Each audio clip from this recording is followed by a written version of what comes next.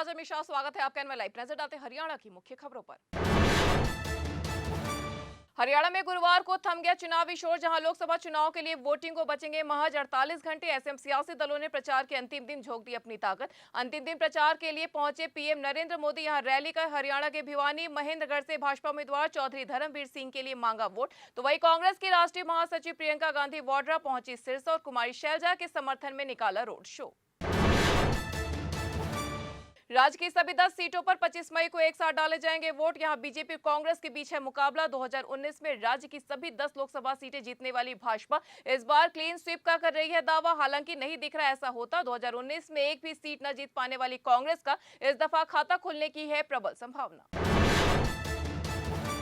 हरियाणा में 2024 के लोकसभा चुनाव में आपराधिक मामलों में फंसे उम्मीदवारों की संख्या में हुई है बढ़ोतरी। इस बार ऐसे भी हैं प्रत्याशी चुनाव मैदान में जिनके खिलाफ छेड़छाड़ और जबरन वसूली से लेकर हत्या प्रयास के और भ्रष्टाचार तक के लगे हुए आरोप। प्रदेश में लगभग 12% उम्मीदवार आपराधिक आरोपों का कर रहे हैं सामना, जो पिछले चुनाव की तुलना में है अधिक।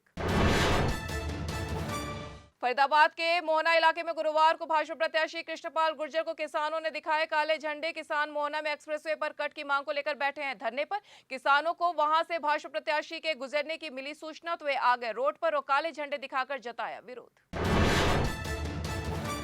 हरियाणा में 25 मई को मतदान प्रक्रिया सुचारू ढंग से करवाने के लिए पूर्ण कर दी गई है सभी तैयारियां। इसी कड़ी में हरियाणा के भिवानी जिले के अत्यधिक गर्मी के प्रकोप के चलते सेहत विभाग द्वारा सभी मतदान केंद्रों पर जरूरी सेवाओं का किया गया है इंतजाम। जिला निर्वाचन अधिकारी के निर्देश पर गर्मी से बचने के लिए सभी पोलिंग बूथों पर पर्याप्त मात्रा में ओआरएस के घोल की गई व्यवस्था। साथ ही पोलिंग बूथों पर हेल्थ की टीम भी की गई है तैनात।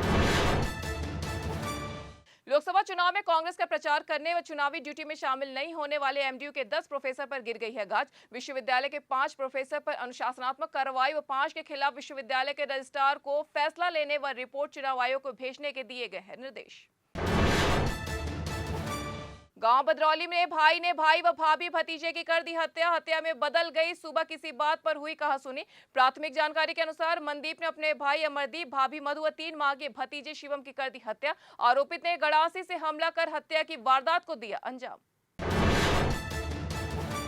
जिंद शहर की हाउसिंग बोर्ड कॉलोनी में रहने वाली एक महिला ने आत्महत्या की नीयत से अपनी 2 बेटियों के साथ खा लिया जहरीला पदार्थ। इस घटना में महिला और उसकी एक बेटी की हो गई मौत, जबकि दूसरी बेटी की बच गई जान। फिलहाल गंभीर हालत में उसका जारी है इलाज। मृतक महिला ने मरने से पहले पुलिस को दिया था बयान कि मुझे जीने की नहीं है कोई इच्छा। फिलहाल पुलिस मामले की कर रही है जांच।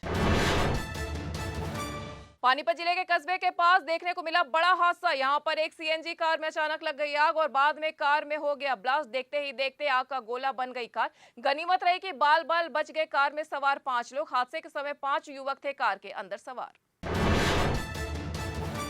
देश के अलग अलग हिस्सों में पड़ रही है भीषण गर्मी। लोग बिजली के भरोसे ही झेल रहे हैं गर्मी, लेकिन तपती धूप और प्रचंड गर्मी में पारा चढ़ने के साथ ही बिजली की खपत बढ़ने से बिजली कटौती से गुरुग्राम में शाम 7 बजे से लेकर 1 बजे तक रही ब्लैकआउट जैसी स्थिति।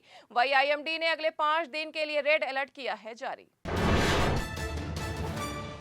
तो ये थी हरियाणा की अब तक की मुख्य खबरें। ऐसी तमाम खबरों से जुड़े रहने के लिए देखते रहिए एनएम लाइव।